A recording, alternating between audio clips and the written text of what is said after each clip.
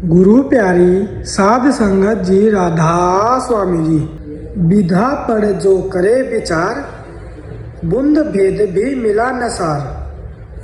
सार बूंद है त्रिकुटी पार, जोगेश्वर चढ़ करे विचार। देश एक सतनाम, वहाँ विचार का कुछ नहीं काम। पांच शब्द मार्ग नहीं चले, सिंध पता कहो कैसे मिले। वेदों शास्त्रों में ऋषियों मुनियों के रूहानी अनुभव दर्ज हैं। जब तक हम इन ग्रंथों शास्त्रों में लिखे उपदेश के अनुसार अमली या व्यवहारिक तौर पर परमात्मा की भक्ति द्वारा खुद वही अनुभव प्राप्त नहीं करते, हमें इन शास्त्रों में दिए हुए दूसरे महात्माओं के रूहानी अनुभवों का क्या लाभ या आधार हो सकता है। आप फरमाते हैं, ऐसे ग्रंथ बगीचे माही, करे सैर यह ज्ञानी भाई। पढ़ते पढ़ते आनंद भोगे, फिर पीछे मन के बस होवे। वाचक ज्ञानी ग्रंथों शास्त्रों में उच्च आध्यात्मिक अवस्था का वर्णन पढ़कर यह समझ लेते हैं कि उन्हें भी वह अवस्था प्राप्त हो गई। मानो कोई व्यक्ति किसी बाग की सुंदरता का दूसरों के द्वारा किया गया वर्णन पढ़कर प्रसन्न हो रहा हो। जब तक खुद बाग की सुंदरता नहीं देखी जाती, दूसरों के द्वारा उसका वर्णन पढ़कर या सुनकर क्या लाभ हो सकता है। जब तक हम अभ्यास द्वारा खुद अंदर रूहानी तरक्की नहीं करते, तब तक हमें आंतरिक रूहानी दृश्यों का आनंद कैसे प्राप्त हो सकता है। आप जी चेतावनी देते हैं, वेद शास्त्र स्मृति और पुराना, पढ़ पढ़ सब पंडित हारा। बिन सतगुरु और बिना शब्द सूरत, कोई न उतरे भो पारा। आप आगे कहते हैं, सब प्रकार प्रेम की महिमा, विधा अभिधा दोनों हानि। जिनका प्रेम शब्द में नाही, उनको विधा खवार करानी। सच्ची रूहानियत विधा और अविधा दोनों से परे की वस्तु है। जब तक आत्मा शब्द में लीन होकर प्रीतम के प्रेम का रस नहीं पा लेती, इसका जन्म मरण और 84 के दुखों से छुटकारा नहीं हो सकता।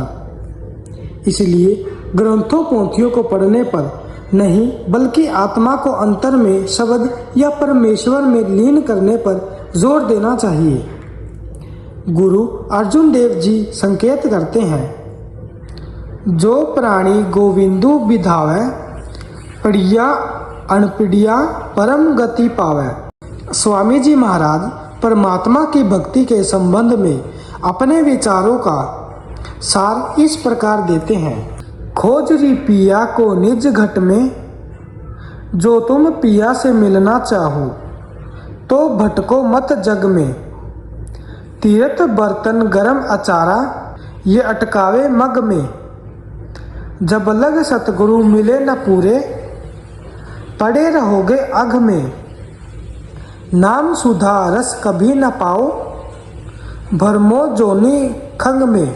इस छोटे से पद में आप बहुत सूक्ष्म और महत्वपूर्ण उपदेश दे रहे हैं। पहला उपदेश यह है, खोज री पिया को निज घट में। इस उपदेश की अगली कड़ी है, तो भटको मत जग में। इस माला का तीसरा मोती यह है कि हर प्रकार के बाहरमुखी कर्म जीव को रचना में बांधकर रखते हैं, ये अटकावे मग में।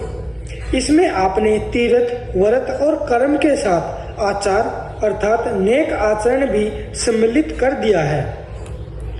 आपका तात्पर्य है कि आचरण का निर्मल होना ही काफी नहीं है। जो लोग इस भ्रम में फंसे हैं कि केवल निर्मल रहनी या नेक आचरण के द्वारा ही परमात्मा को प्राप्त कर लेंगे, आप उनको सावधान करते हुए कहते हैं, नाम सुधा रस कभी न पाओ, भरमो जोनी खग में।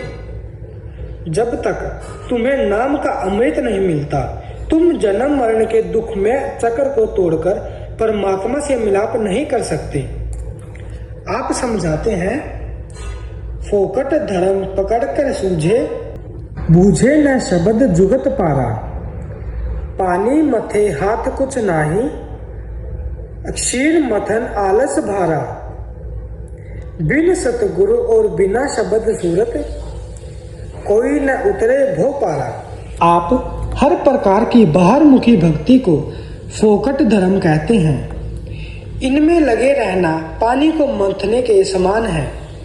सार वस्तु की प्राप्ति और भव सागर से पार उतरना केवल सूरत शब्द के अभ्यास द्वारा ही संभव है। हर प्रकार के कर्म कांड और कर्म धर्म की शब्द की अंतर्मुख साधना से तुलना करते हुए गुरु नानक देव जी फरमाते हैं, शब्दी मिले से सूचा चारी, साची दरगह माने। अनदीनू नामी रत्नी लिव लागे, जुगी जुगी साची समाने। सगले कर्म धर्म सूची संजम, जप तप तीरथ शब्दी वसे।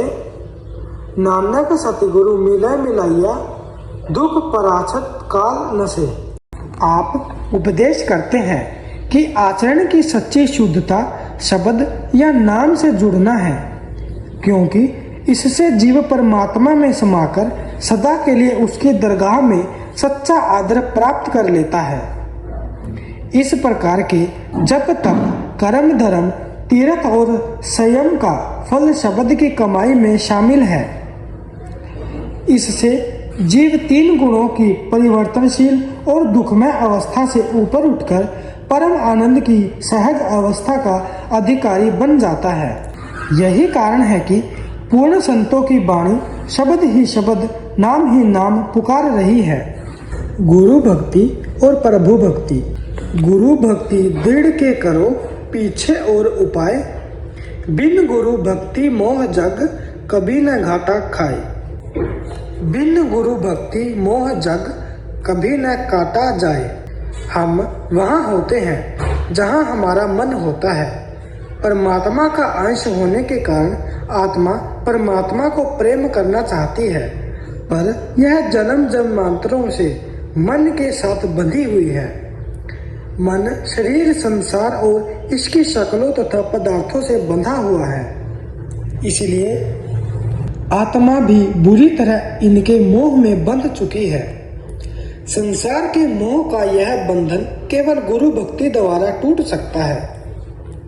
मन से बंधी होने के कारण आत्मा का प्यार बिखर गया है। एक परमात्मा को भुलाकर जीवात्मा अनेक के प्यार में बुरी तरह फैल गई है। इसका प्यार अस्थिर और डावाडोल है। यह कभी एक वस्तु या रूप की ओर दौड़ती है तो कभी दूसरे की ओर। इस बिखरे और पारे की तरह हिलते हुए प्यार को एकाग्र और स्थिर करने के लिए किसी शक्तिशाली और निश्चल स्वरूप की आवश्यकता है। ऐसा स्वरूप संत सतगुरु का है। गुरु नानक देव जी फरमाते हैं, मन रे क्यों छूटी बिनु प्यार। आप समझाते हैं कि मन और आत्मा बड़ी बुरी तरह संसार के प्रेम में जकड़े हुए हैं। जब तक इनको प्रेम के लिए इससे प्रबल और निर्मल आधार नहीं मिलता, तब तक ये कभी भी संसार के मोह जाल से मुक्त होकर उस परम पिता परमात्मा के सच्चे प्रेम में लीन नहीं हो सकते। यह आधार गुरु है। जीव की वर्तमान दशा दयनीय है। वह चाहते हुए भी परमात्मा से प्यार नहीं कर सकता। गुरु रविदास जी कहते हैं, बिनु देखे उपजै नहीं आशा, जो दिसै सो होई विनाशा। जो कुछ दिखाई देता है वह अपूर्ण और नाशवान है। परमात्मा जो निर्मल और अविनाशी है दिखाई नहीं देता।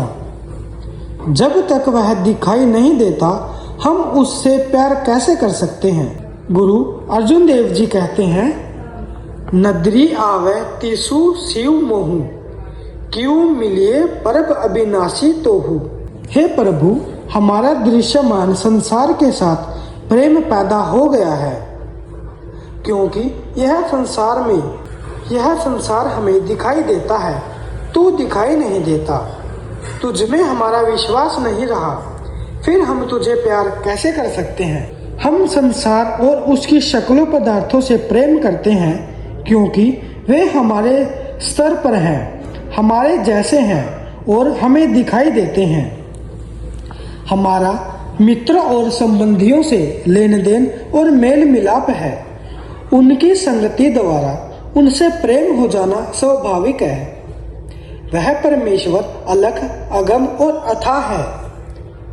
जब किसी शरीर, इंद्रियों और मन के स्तर पर उतरी हुई आत्मा शरीर, मन और इंद्रियों का स्वरूप हो चुकी है, वह परमात्मा न हमारे जैसा है, न हमारे स्तर पर है।